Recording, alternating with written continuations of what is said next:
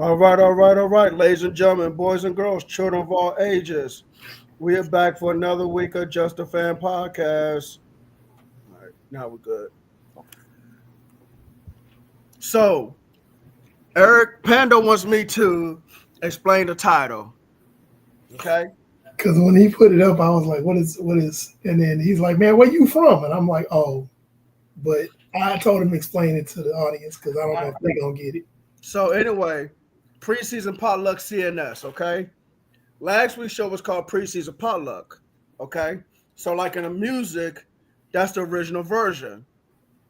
Preseason Potluck C&S for all the people from Houston and anybody that loves chopped and screw music like I do.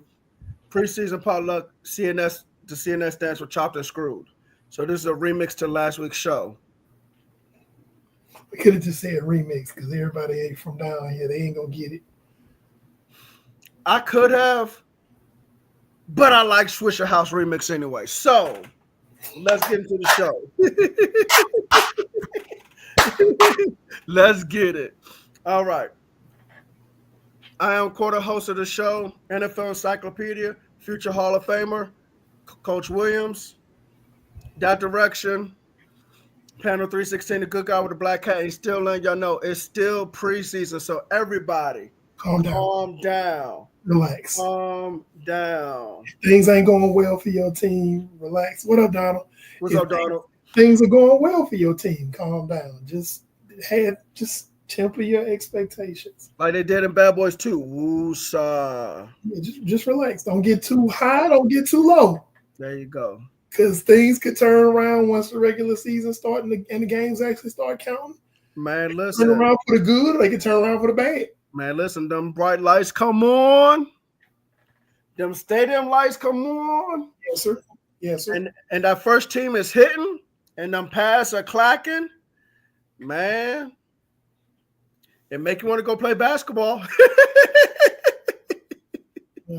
people say that it's like there's nothing that creates basketball players more than a football practice. There you go. There you go. All right. This ain't for me, Coach. Okay, well, you're going over there. I'll see you in the spring, in the winter. Pretty fast. Right. You can run track. Just All right, so let's get into it, ladies and gentlemen, boys and girls, children of all ages. First topic, and man, this one is a doozy because this team has been long dragging this contract situation since the beginning of the offseason. Yes. They doing it with their best defensive player, who has led the league 2 years in a row with 17 and a half. I was about to say that. And then on top of that, your defense has been abysmal. And he's the best player on your defense. Best player on your defense. And here you are just sitting there, just look like a bunch of Looney Tunes or whatever. So the Cincinnati Bengals, the Bengals gonna bingo. Update yesterday. They are willing to now trade Trey Hendrickson, the pass rusher. Nuts.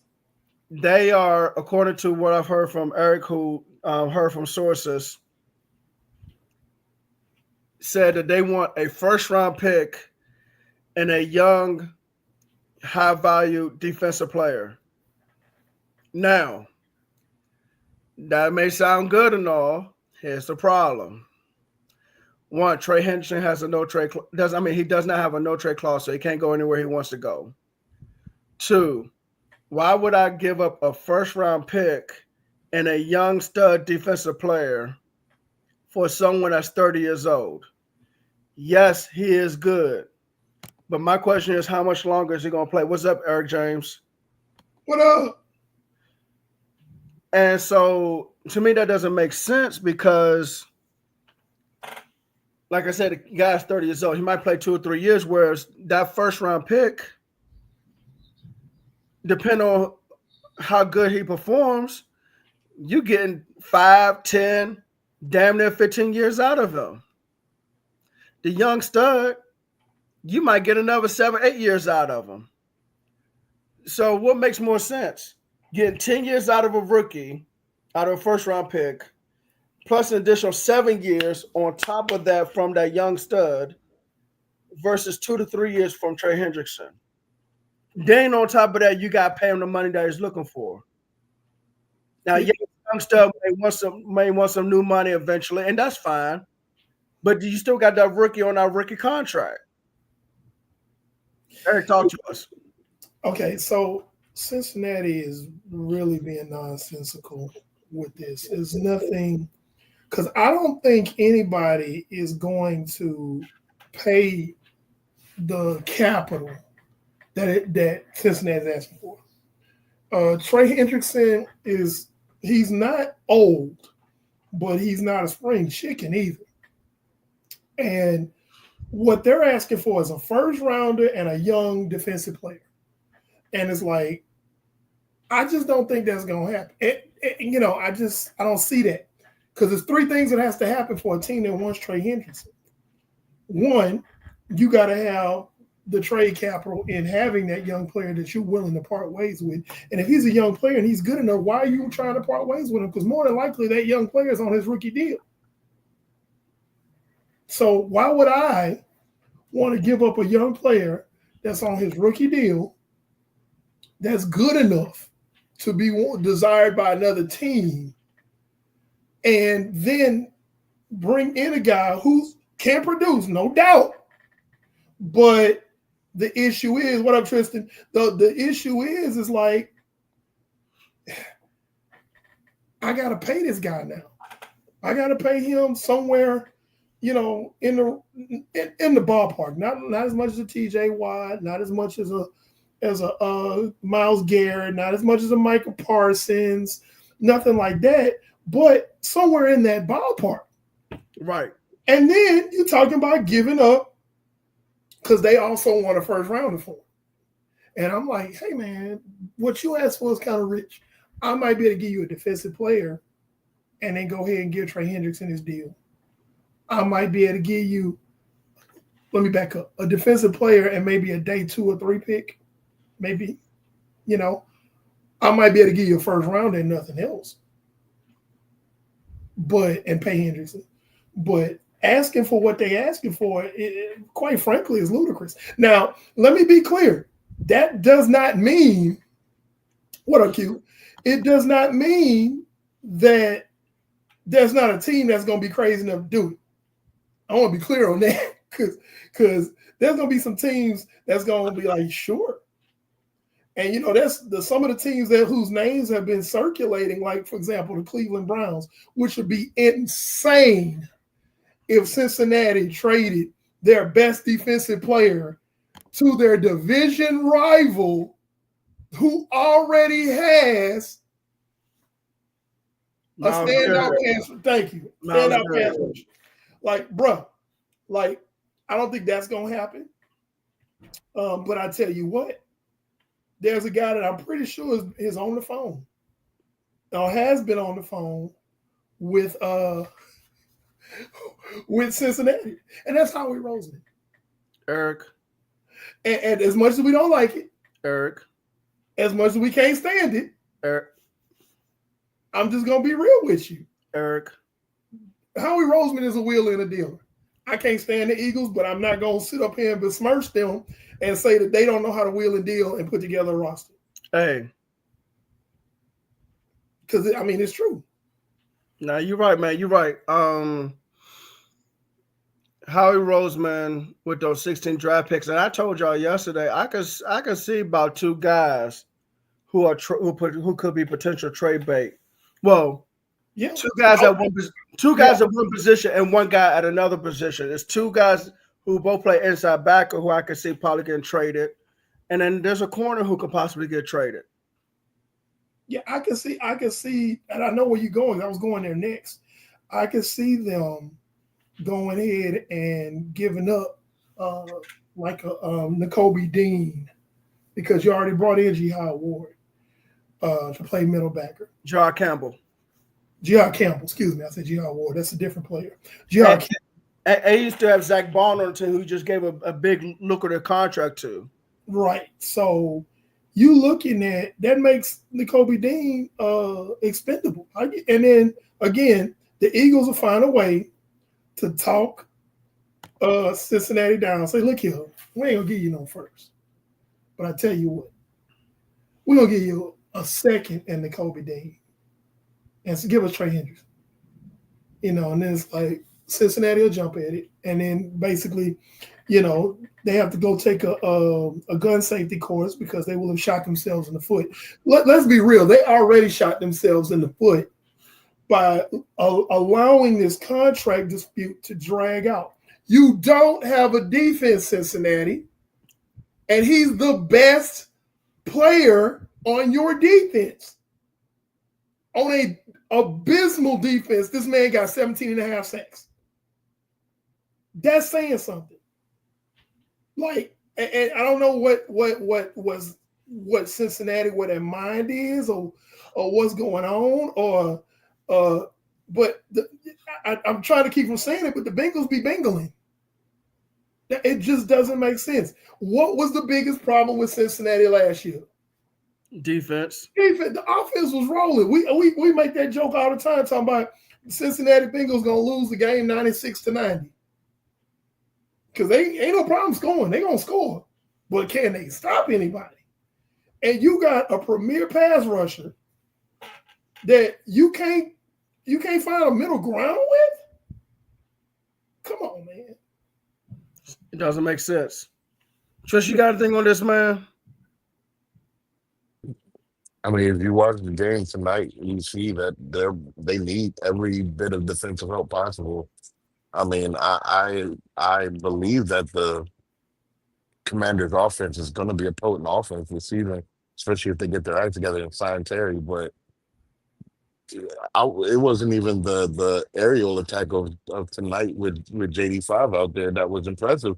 Between the rookie Debo and Rodriguez, they just ran up and down on that Bengals defense. It was terrible. So you want to keep all your defensive assets as you can. Like, that's going to be talked about glaringly tomorrow. Like, after every time they had a first down, it was just like add another zero, add another zero. Like, it was embarrassing. So I don't know how they're handling that situation. Yeah, Hendricks is sitting at home like, he wasn't even home. He was right there on the sideline. He on the sideline. I'd be on the sideline every time the camera passed by. I'd be in the camera like, and point not there, point to the field. Pay me, like, dude. So yeah, man. The thing is, see, they can't rebuild this team because you paid Joe Burrow already, and you just now paid T. Higgins and Jamar Chase, so you can't do a rebuild. Yeah, but that's what we said earlier in the year on this show. We said if you had to let T. Higgins walk so you can expend the money elsewhere, you can get another receiver. May not be good as T. Higgins, but you can get another receiver. They could have got two receivers in the draft. Exactly.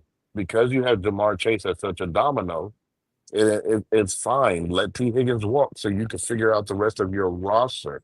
Because right now you're relying on the offense to basically have to outduel teams every game. And even tonight, the offensive line didn't look that great because Joe Burrow was getting smacked around. And guess what?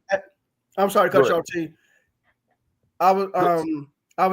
Eric was watching the game too, and the commentary has said, because I heard it, he said Cincinnati does not have a play action game. They don't have a screen game. And so all they do is line up in shotgun and just throw the ball all damn day long. And I'm like, wait a minute. Zach Taylor comes from a Shanahan-related system where they do a lot of play action, especially play action boot. Well, how in the world you don't have a play action game? That's number one. Number two, you no screen game. So of course the offensive line is struggling because you ask those guys to sit there and pass it for 45 to 65 snaps a game, and the defensive line, all you gotta do is send the defensive line to every single passing situation and blitz. That's all you gotta do. Yeah, it's mind-boggling. I like there are so many just questions or eyebrow-raising sending back. I know New Orleans wanted back, yes, New Orleans will want it back. Now, we talked about this off the air because now let's talk about where he could possibly wind up because there is a market for him. Now, the question is, what is his mindset? And we talked about this off the air in our little chat. Is he all about just getting his bag, or does he want to go somewhere where he can compete for a ring? Because some guys are okay with going to, whatever team as long as they get the bag. They go, we 6-11, but hey, I got the bag. Right. But then you got guys who are like, I want the bag, but I'm willing to compromise a few $1 million to be on a team that can contend for a championship. So that opens up two avenues of discussion about where his potential landing spot could be. Because here's the thing. He doesn't have a trade clause, like you said, Brandon. Right. So Cincinnati could be petty and send him anywhere. I mean, that's real. They can send him to Indianapolis right now. Yep. They can send him to the Jets. They can send him, one of these teams that, we don't have very high expectations for this year. Just to be petty. Just to be petty. Just to be petty. And, I mean, it could happen. As a matter of fact, Carolina is one of the teams that's supposedly in the market for him. That's a team that we don't really have very many high expectations for this year. They could be great later. But, hey, man. So it's kind of funny that what Cincinnati's doing. But looking at what we talked about before, we're looking at the cap. Teams with the most cap room that could possibly be in the market for a Trey Hendrickson. Folks that are watching at home, if you have any input, please by all means go in the comment section. Let's talk about Trey Hendrickson and where you think he could wind up. But Brandon, I'm looking at overthecap.com right now. Yep. And I'm going to read off some of the top. I'm going to go ahead and say the top 10 teams with the most cap space. And we can just go ahead and eliminate them for certain reasons, okay? So those of you at home will be calling off teams, and we can talk about would they be in the possible market for Trey Hendrickson? Like, is there a need there? And let's be honest. I always say, how many defensive backs do you need? The answer is more. Brandon, being a defensive line coach, he's going to say, how many pass rushers do you need? The answer is always more. So there's always a market for an excellent pass rusher. Okay. But consider the team and where they are right now. So what do y'all want to do first? Do y'all want to do the team that he has the best chance of winning a championship with? Just go through the top 10 and also to our guests. As we mentioned the teams, if you say yes or no, please mention the team in the comments. That way we know who you're talking about as well. All right, so I'm gonna start up at the top. The New England Patriots have the most cap space in the United States. in the NFL. They have the most cap space in the NFL with $59.7 million in cap space. Now, again, before we go any further, y'all, he's probably gonna want a $40 million deal somewhere around there. That does not mean they're paying him $40 million this year, okay? Because that's not how they arrange contracts. So don't think if he wants $40+ million and a team has $30 million in cap space that they can't sign him. I need to be clear on that. So New England Patriots, gentlemen. New England could trade for him. I just don't know if they will or not. I just don't know. Now, there were rumors circulating that New England's looking for making another big splash signing. Well, if that's the case, I mean, could they be looking at him then? Because it's only but so many players that's and you talking about splash, that's even worth a splash. Henderson, and even though I don't see it happening, but McLaurin and Parsons, because nobody else is really like a splash player. That I've heard on trade market. Yeah, at this point in the year, right? Yeah. Right. So, you got Mike Vrabel is the coach. He's a defensive minded guy. He wants to beat the brakes off the other team's offense. No, y'all ain't got no room for him in Houston, Donnie. Y'all got enough players. And by the way, we're mad at Houston too, and we're gonna explain the reason why for that later. Houston is my second favorite team, but I can't stand y'all tail right now. It's like if somebody's available, let's go get him. All right, but let's move on.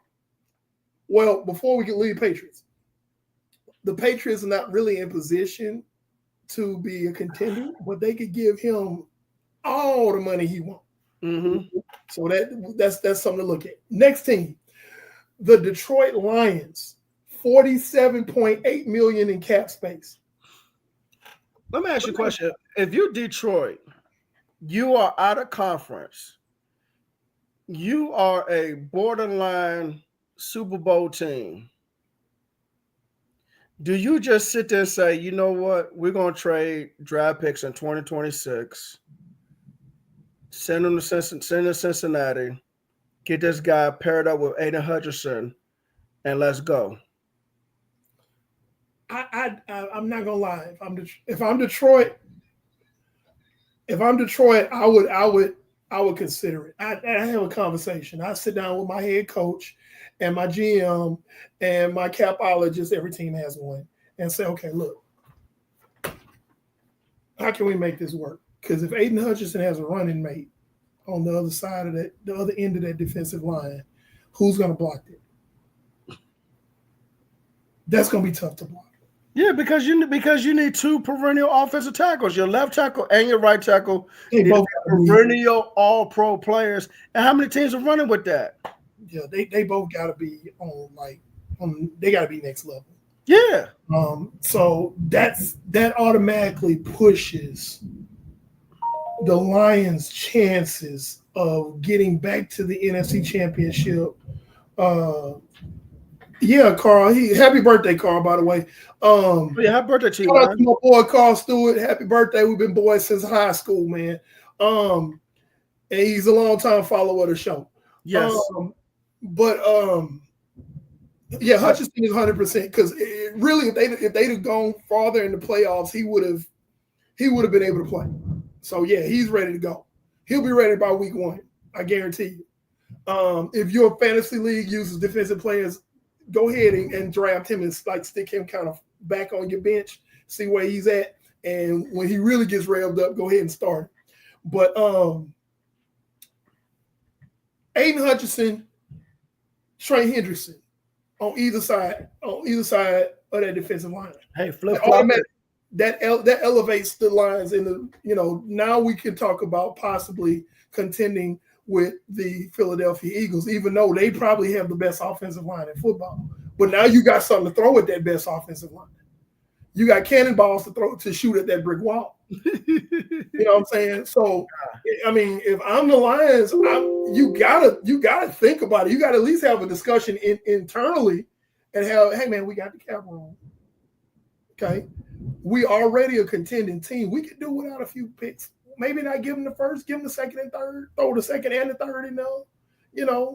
Let's see. We can find some players we can part ways with, but it's something to have a conversation about.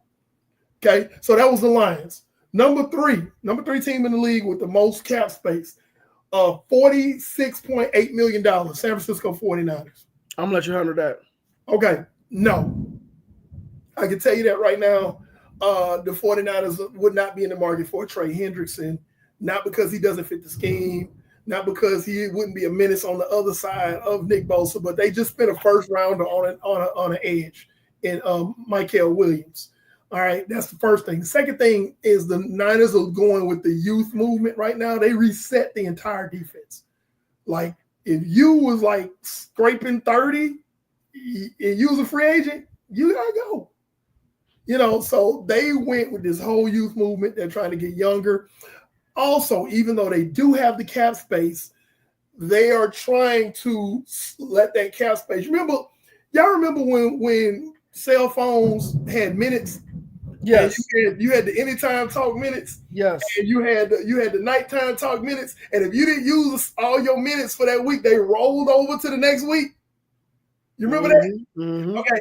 The Niners are trying to make that money roll over in the next year. They trying to have a surplus of money to roll over the next year. Why you got to pay Brock Purdy? He's going to be on the second year of his deal. Fred Warner's new deal. George Kittle's new deal. So on, so forth. So they are acting like they broke. You ever seen a person that is driving an old beat up Cadillac where the gas come through the radio and the back windshield cracked and all of that, but secretly this person is a millionaire?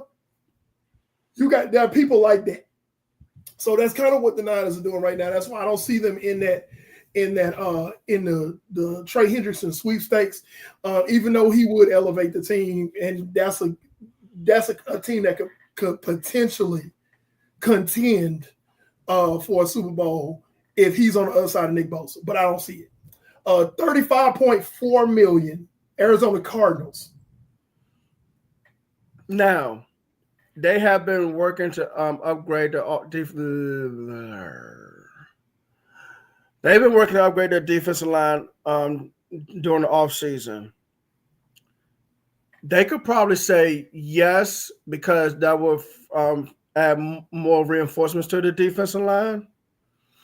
I just don't know if they're going to do it. That's my only thing. I don't see them doing it.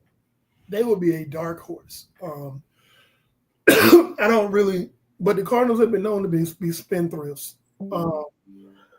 Trey Hendrickson, and let me be clear, Trey Hendrickson is not going to elevate the Cardinals in the Super Bowl contention.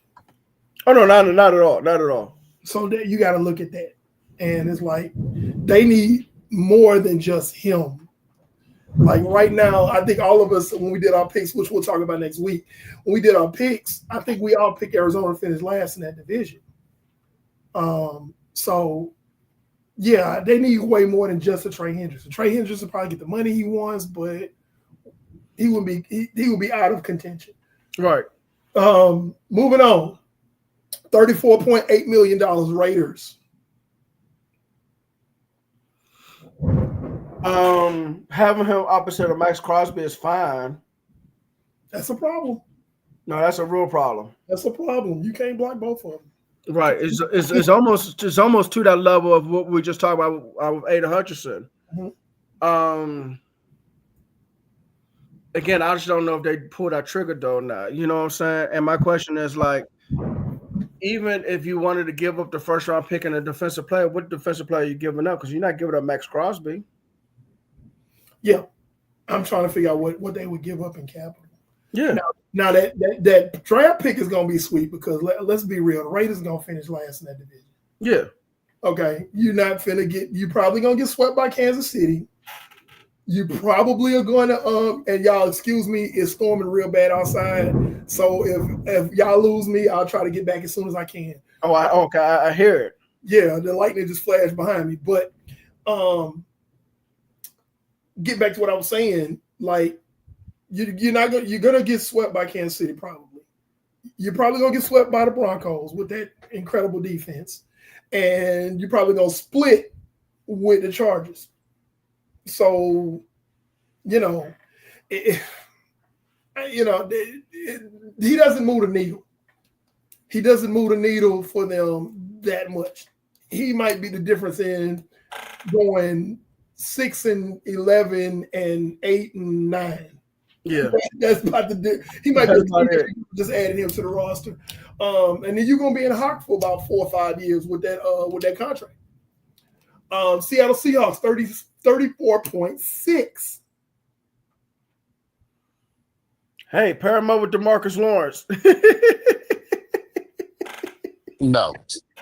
Right. At this point in his career, DeMarcus Lawrence is everything to sneeze at.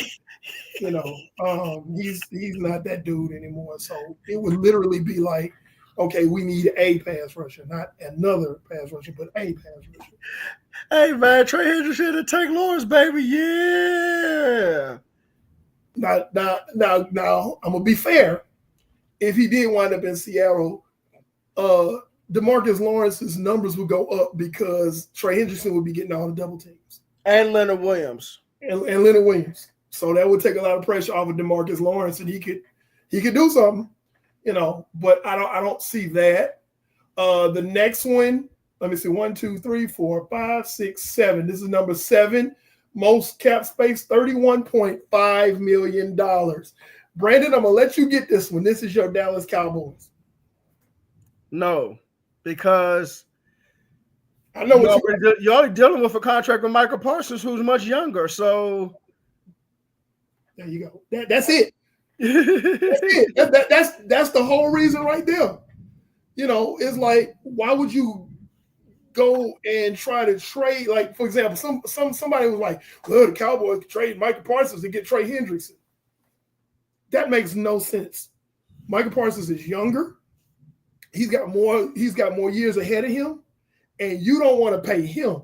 Why would you want to pay an older guy who doesn't have as many years ahead of him and then inherit another contract dispute? Because you trying to get out of a contract dispute, why would you trade a contract dispute for another one?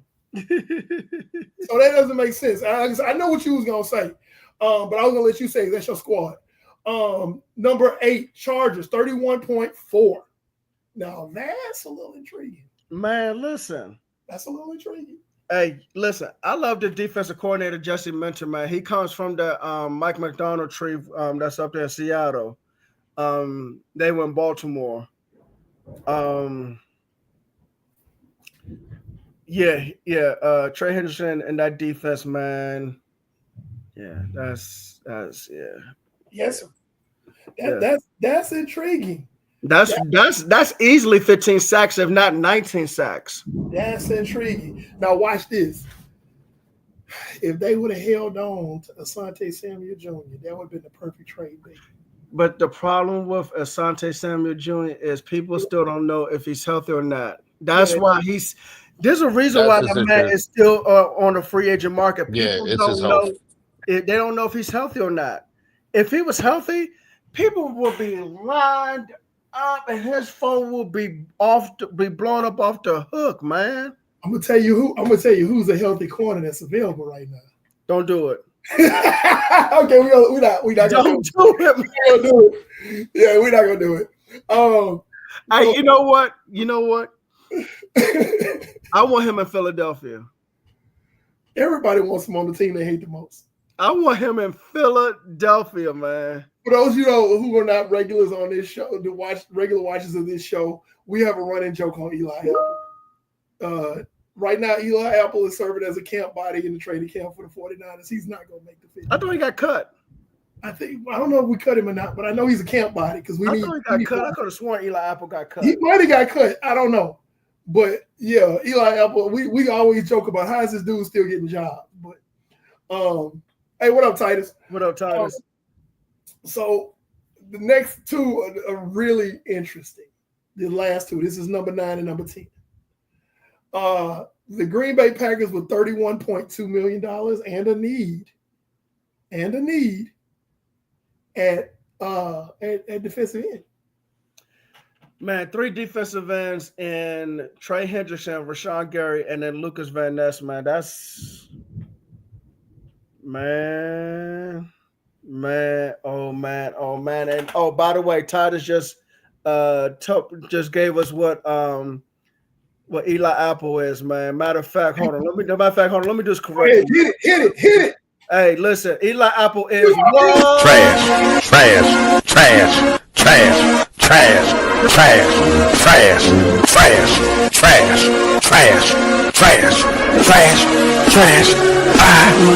am trash. Okay, all right. You will be hearing that a whole lot when the season starts too, because somebody gonna make us use that sound clip every week. Somebody gonna make us use that sound clip. But yeah, man, the Packers, there's a need there, and they could fandangle the cap space to go ahead and get him in there. But number 10, what none of us want to hear, especially you, Tristan, especially you, Brandon. The Philadelphia Eagles with $30 million in cap space. You know what? And you know Howie Roseman is greedy as all get out. The rich keep getting richer, which Let me tell y'all something. my dad, we're gonna segue into our next topic. Let me tell y'all something. If Philadelphia gets Trey Hendrickson, when I first hear the news, I need to be at home. I cannot be at work. You gonna throw your phone? And I cannot be at practice. You gotta throw your phone. I cannot be driving. Chunk it. I need to be at home. That is mandatory. Because I need to throw something. Yeah. Phone or something will be thrown if that man ends up in Philadelphia. Because Philadelphia just made a trade yesterday, which... By the way, Houston, we mad at you. Yeah, Houston, we mad at you. Let's go and get into that now.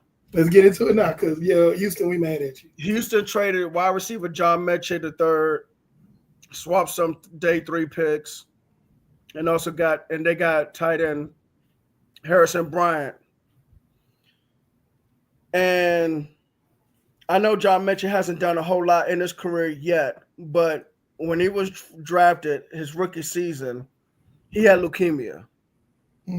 So he missed that entire season. Understandable. In the last 2 years, not a lot of playing time, but you know what? When you coming back from leukemia, I'm sure he had to get back to his playing weight, get his strength back, get any kind of speed back, you know what I'm saying, and get your stamina up. And I'm not just talking about stamina, I'm talking about football, NFL stamina. So it's been a few years now, and being in Philadelphia with all the guys that's already there on offense, whenever he hits the field, all he has to do is probably beat the number 3 or number 4 corner, because you got to deal with Hurts. Receiver. Receiver. Yeah, receiver. As a receiver, he only has to deal with the number 3 and number 4 corner, because he'll probably be the number 3, number 4 receiver, because Jahan Dawson's even still on the team. You have to deal with Hurts, Barkley, Brown, Smith, Goddard. That's straight one-on-ones for John Mechie all day long. And I saw a highlight clip of Stingley cover him in camp, and he has Stingley in a spin cycle. Which is very hard to do, but Stingley one of the best corners in the league. Right. So the potential is high. He still has a high ceiling because he's still a young player. It's not like he's 29. He's like 24. So he can go to Philadelphia, ball out, and he can remain as he can move up the depth chart, and they can say, hey, look, we're willing to part ways with somebody at wide receiver. Or somebody might say, hey, we might see him as a wide receiver 2 in our offense, and we'll trade for him. But what Philadelphia just got from as far as draft pick, the draft, what you're going to receive to send him out, it could be a 2nd or 3rd round pick. So, and I don't know why people love trading with Howie Roseman. And that's the thing, because that's what I was going to get into next. It's like, man, what? They have 16 draft picks. They have 16 draft picks. I just said earlier in the show, they got guys who are probably tradable. They do. They have guys who are tradable, and they can get more draft picks or better players that fit whatever they want to do. They just went to the Super Bowl and won. Dominated Kansas. They went to the Super Bowl a couple years before that, and they lost, but they still got there. Okay? And that's their 3rd Super Bowl within the last 10, 12 years. And they won 2 of them. So why are you trading with Howie Roseman? Houston upset me because, Houston I heard there was a deal on the table with San Francisco, who's looking for wide receiver depth because of the injuries and all of that stuff. And they said the Eagles made a better deal, but it's like, come on, man. They don't need to get no stronger, man. I'm sick of them. Right. Like, come on, seriously, bro. Like, you couldn't. Hey, man. Yeah, you got your Bentley and with gold rims and they ain't not plated, the actual real gold rims. Well, here, take my wallet. Come on, man. It's not that thing ain't thinging. What are y'all doing? You know, it's like the Eagles are already the preseason pick to go back and repeat. Okay, and you traded away. I understand you had a plethora of receivers, Houston. You had a log jam of receivers because you drafted 2 receivers. You brought in Christian Kirk. Nico Collins has proven to be the number 1 there. He's like, okay, well, we got too many receivers, man. Let's go ahead and give John a chance to go play somewhere. Fine, I get it. Let's get some capital for him. We don't want to cut him. Let's get something for him. But God almighty, the Eagles, y'all, really? And Eagles fans just sitting back going, yeah. It's not funny for the rest of the league. I'd rather him go to Washington than Philadelphia. There's so many other places he can go. He can go, oh my God, anywhere else. And by the way, and we never covered it on the show because it wasn't a big trade, but some people who I trust when it comes to football, and because I saw the responses on Twitter, Philadelphia had traded a defensive tackle to the Raiders for a cornerback, and this was about 3 weeks ago. And they said that corner is a fit for Vic Fangio. That is an underrated trade. Fangio can do something with you, then, you know. Well, ain't too many people Fangio can't do stuff with. If he can't do stuff with you, then I don't know what to tell you. Like, there's certain defense coordinators. That's just how it is. It's like you get a guy and they make him produce. And if they can't do nothing with you, I don't know. But there was one more. It was the Trey Hendrickson potential. Brian Robinson. Tristan, go ahead and chime in on the Brian Robinson potential trade because the Commanders are seeking some compensation to send him somewhere else. Tristan. Yeah, with Brian Robinson Jr., I mean, personally as a fan, I wish he didn't go, but his style of play in Cliff Kingsbury's system just doesn't work. We still have Rodriguez who showed us flashes last year that can be, kind of a hammer when need be, but also displays the catching ability in the backfield, pass protection is better, stuff like that. And then the rookie, I mean, he flashed tonight even. Um, so, it was just it was hard to see it, but I think they're doing them right by not playing them so they can stay healthy and go for the trade. I can't see any more than like a fifth. I'm gonna lean more towards like a six, but I can't see more than a fifth. If they're trying to gain anything more than that, I would think that's a little high price for Brian Robinson because he's never going to be anyone's bell cow back per se. He'll be a good number 2 back for somebody. Like he can help a running back room for sure.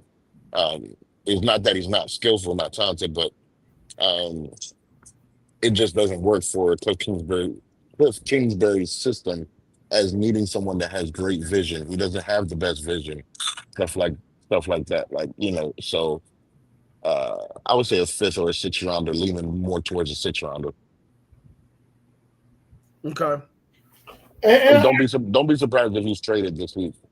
Yeah, I can see that. Yeah, because he didn't play tonight. Yeah, he didn't play. They held him out intentionally to make sure he stayed healthy, so he be in more. I mean, you're not gonna drive a car that you're trying to sell. You're gonna clean it up. You're gonna park it in the driveway and put the for sale sign there. You're not gonna add extra miles on it. So I mean, that makes plenty of sense. Tristan, while we got you, there was a lot of quarterback goings on this week 2 of the preseason. Caleb Williams had an outstanding game. Gabriel Dillon got an opportunity to play in the quarterback competition in Cleveland. Let me see. There's another Jackson Dart. Jackson Dart played well. And for those of y'all who don't normally follow us on Just a Fan podcast, first of all, why aren't you? But um, Tristan is our resident quarterback whisperer. He very rarely misses. We kind of defer to Tristan on the quarterback stuff. So Tristan, we're gonna give you the floor, and we're gonna let you tell us about the quarterback action that occurred this weekend and your thoughts on So let me go ahead and talk about some of the easy ones first. Watched Caleb Williams last night with the Bears. I think him and Ben Johnson might be a match made in heaven. Just based on what I saw last night. What was different from last year to this year was he looked like a pro quarterback this year. Last year, it was really relying on his God-given ability, trying to bail him out. Of course, the coach he had just didn't really put a proper structure around him. But last night, seeing him three-step drops, hitches, made decisions on throws, did his checkdowns when need be, went for the long ball when he saw it, was very confident, looked very sure on what he was doing out there, and didn't try to play hero ball. And that's going to be a very dangerous concept. It's going to be kind of like a la Josh Allen type of situation. If Caleb Williams don't have to, I think for the first time in a long time, and I'm talking back to his college days, here at Gonzaga, here in Washington D.C. High school days. This is going to be the first time in a long time that he does not have to be Superman. He really does not have to be Superman. I think Ben Johnson, offensive line looked pretty solid. So you could tell that the work has been done and it's just about growing. Now, what I was hearing out of after that game was that this was the first week, past like 3, 4 days, where he's strung along consecutive really good days, which that's what you're expecting. He's doing a whole new system and he's kind of learning a new way to play quarterback. So I kind of expect that kind of news. But the fact that he's been stacking these days like this, I think Chicago Bears fans need to be very encouraged, and it's just going to make um, the NFC North that much more interesting to watch. Definitely. Um, yeah. JJ McCarthy, I was worried about the rust, and then not really, I mean, having like a true blue veteran behind him, and how was that going to look? But he looked great. He looked like I mean, he's picking up right where he left off in his rookie year when they were thinking about starting him his rookie season. He looks great. So I'm excited about that. So like I said, the NFC North is going to be something. I would actually be a little nervous for the Green Bay Packers, to be quite honest with you. Um, but I'm gonna leave that for another day. I'm gonna stay on the topic of the rookies in the second years. Um, If I might add a little bit before you go to the next topic, next quarterback. but Um, we all said Caleb Williams flashed last year, yeah, Yeah, but definitely. the issue was we've all, and Tristan, I know you're gonna agree with what I'm about to say. mhm. Young quarterbacks and defensive minded head coaches typically don't mix. Don't Joe. Yes. They All of us agree because Steve was one of the first people to say that. Yeah, and now that he has an offensive minded coach that can really hide his inconsistencies and accentuate his strengths, you probably about to see the best of Caleb Williams. But Now, not just, that being said, they still have a very tough schedule. they But, do. but we're going to see a much improved Caleb Williams. I'm with you on that, Tristan. And, Yeah, and, for sure. and the thing is, like, he has weapons. Like, Luther Burden is on the team. DJ Moore, Roma Duz is going into a second year. And then you got the tight ends, Cole Komet, who's the veteran, and Colson Loveland, who's the rookie who they just drafted. So they have guys who they can throw the football to. And he looked good in the preseason too. So yeah, it's definitely gonna look great. Who? Which one? The rookie tight end. Loveland? Okay. Yeah, he looked great. Um, now I'm going to the New York Giants. Don't be surprised if Jackson Dart gets the opportunity to play this season. And I'm saying that because it just seems like Dable might know what makes him tick as far as to playing proper football. I wish I could see it more, but man, I mean, he kind of making me a believer. I just got to see it consistently because that's always been my issue with him. I have to see it on a consistent basis. So until then, it's still like wait and see. But I am optimistic at what he can do. Um, the Saints. I mean, can we put a helmet on Kellen Moore and have him go out there and play quarterback? Listen, I mean, sweet listen, Lord. listen. Go ahead. I mean, Kellen Moore is the best quarterback in that building. I'm letting y'all know right now. Kellen Moore is the best quarterback in the New Orleans Saints building. And I don't think there are any Saints fans that are going to disagree with you on that. Oh God, Um, that's bad. That's bad. it's. I mean, the rumor right now is that Spencer Rattler will more than likely be the starter, and you have to see because at least Spencer Rattler shows some flash of ability, unlike Shook, which this is what I knew. I mean, this is the Brandon Whedon story all over again. But hey, y'all did what y'all thought could work. Um, but yeah, that's all I gotta say about the Saints. Luckily, there's a pretty good QB draft class coming up, and Saints, y'all could have had Shador. you could have had Shador, could have had Shador. And again, I just don't think Arch Manning, unless he has an unbelievable Joe Burrow, Cam Newton type of season, I just can't imagine Arch Manning coming out for the draft next year. He's going to want 2 solid years playing college football. So which that's my opinion which on is that. smart on his part. Yeah, that's Smart definitely on his smart. part. Again, Definitely smart. unless he has a Joe Burrow, Cam Newton type of year, and I'm not being facetious when I'm saying that. I mean specifically, it has to be a Cam Newton or Joe Burrow type of year. Um, Shoot. yeah, not Jameis Winston, not no Cam Newton, Joe Burrow. That if it ain't one of them two, stay another year. Um, let's see that. So the Browns, Joe Flacco is being named the starter, which we all knew this. It's just going to be interesting to see how the season is going to go because I don't think Joe Flacco can sustain an entire 17 game season. I don't think so either. So what are you going to do? I personally, I was hearing Dan Orlovsky, which I do like to listen to Dan Orlovsky when it comes to quarterback play a lot. He actually liked Dylan Gabriel's tape better than Shador. I disagree with him on that.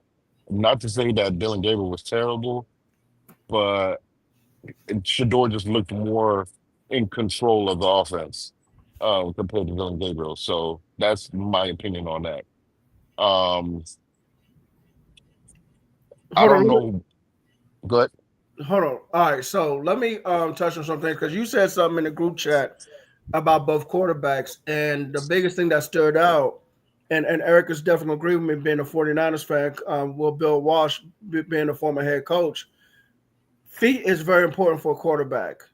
And you said that Dylan Gabriel had Happy. happy feet yeah, at, happy feet. when he dropped back. And versus Shador Sanders, he was way more calm. And see, when your feet is inconsistent, the football sells on you, which means the receivers either had to reach up and their ribs are exposed for the football, Hospital or they ball. got to reach out and you hope they're able to catch that football, even if they when they fall, that they still able to keep control of the football. Sure. Especially now with these catch rules being so tight. You know what I'm saying? So to me, that's not good because, like, okay, let's just say Dylan Gabriel starts week 7, week 8 of the season. I don't know who they playing.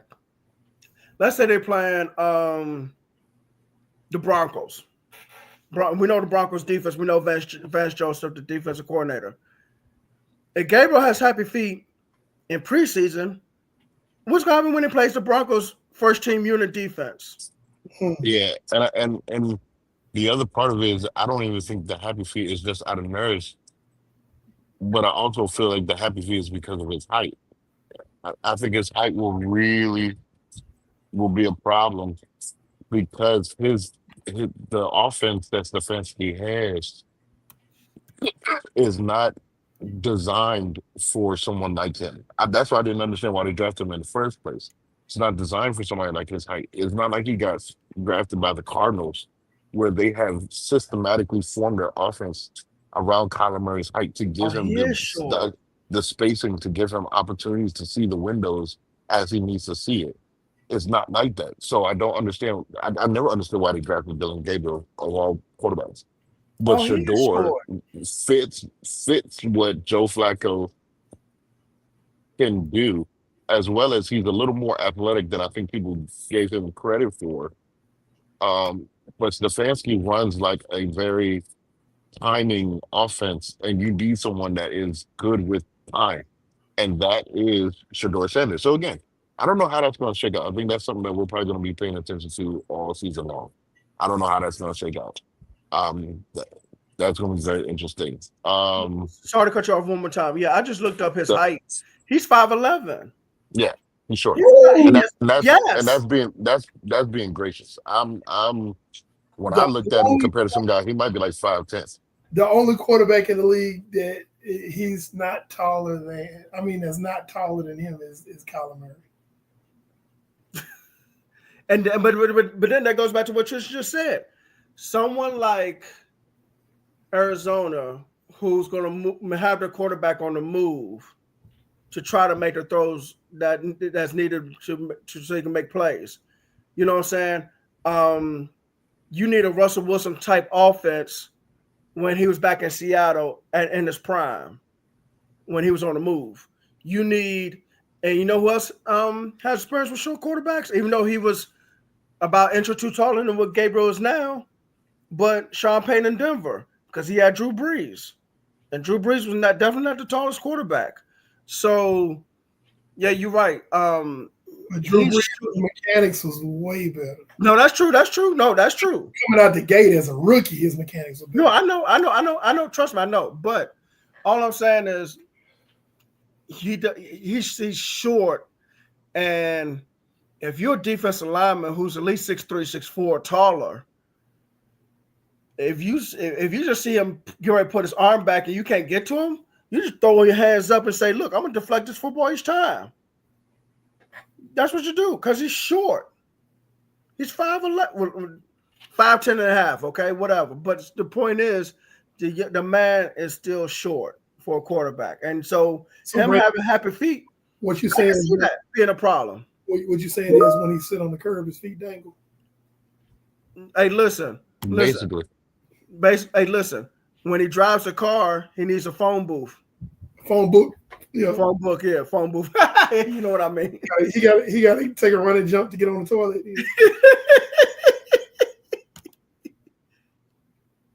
Like, yeah, that's a problem. Y'all, I'm just serious. That's a problem. Yeah, 5'10", 5'11", shoot. Yeah, that's not a quarterback. Okay, so that's really all we had tonight. Next week's show, and we're right at an hour, y'all. We nailed it. Next week's show, we're going to be calling this where the rubber meets the road. This is the show where, if you recall, those of y'all who've been watching us a few weeks ago, for 8 straight weeks, we covered all 8 divisions of the NFL, and we made our way too early predictions about who we thought was going to win the division, who we thought was going to come in last, so on and so forth. Well, this is the revisitation show. Okay, this is where we get to, this is our last chance to change our minds on our picks. So we're going to cover all 8 divisions in one show. And all 4 of us are gonna be on. God bless you. All 4 of us are gonna be on. Thanks. And we're gonna start with division. Hey, NFC South. I'm standing pat. Or no, you know what? I want to change my pick to this. So that's gonna be pretty much the bulk of our show next week. It's gonna be interesting. It's gonna be funny because Steve is actually gonna be on next week. He's gonna have to defend some of these picks. So we're gonna go back and we're gonna cover some of our picks. Well, not some, all of our picks that we made for the NFL season. What the original picks that we made are in pencil. These picks that we're gonna make for the upcoming season on next week's show will be in ink. And we're gonna have to, eat crow or pat ourselves on the back by the time week 17 come around. Oh, let me say this. I watched Jaden Daniels a little bit today. He's already in midseason form. We got Lamar Jackson of the NFC. He looks good. He does. He looks good, Hank. Yeah. He does. He's and here's the thing, he's not through developing. That's what's scary. Man, That's what's listen. scary. He's not through developing. Listen, Terry McLaurin signing would just put the cap on the bottle, man. Oh, that That's sounds all coming. we do. It's coming this week. Oh no, I'm not. No. I know that. I'm just saying that puts the cap on the bottle because, like, you talking about the run game, and that's fine. Trust me, that's fine. But at the end of the day, And Debo looked pretty. You still Debo need looked that. pretty fast to me. Yeah. Here's the thing. Go ahead, bro. You still need Terry McLaurin to stretch that field. Yes. But to the Debo Samuel thing, a lot of people in the San Francisco contention was like, "Oh, Debo washed, he blah blah this and that." That wasn't the thing. The man had pneumonia last year, and you're like, "Well, he still played." If you've ever had pneumonia is not like the flu. After a week, you're gonna be all right. That stays with you for a while. It takes a while to get over it, even though the doctors say, "Okay, you're okay." It's still, we're talking about playing a high impact sport like football where you have to breathe. So I think he's healthy now. He's going to be a tremendous asset to the Washington offense. Is he the Debo Samuel from 2021? I don't think so. But can he be extremely productive and dangerous in that offense? Yes. So I don't know if the game still's going on, but we're about to sign off. So if you guys want to go and finish watching the Commanders versus the Bengals tonight, be our guest. We try to keep the show short so you go back and watch. Thank you for tuning in, though. Fellas. All right, let's go ahead and close out with some breaking news. Hey, man, that ain't funny, man. That's not funny. That ain't funny. See, God don't even like that. It's thunder. The Lord don't like ugly. See that? What's up, Twan? Said Flacco has about 5 games in him. Yeah, I can see that. Because they're going to let one of these young guns have that, especially if things are not turning out like they want to in Cleveland. They're going to make a change, and it's going to be quick. So, yeah, I can see that. All right. So, anyway, ladies and gentlemen, boys and girls, children of all ages, thanks for joining us for another week of Just a Fan Podcast.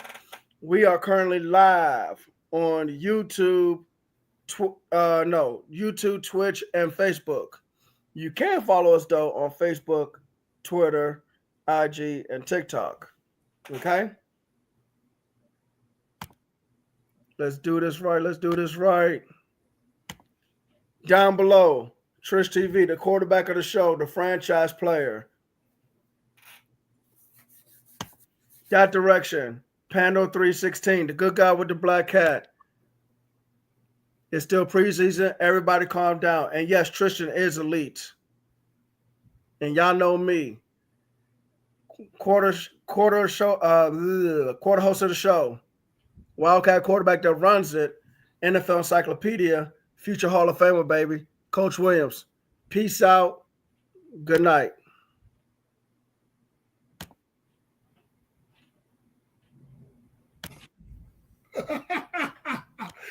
That's the inside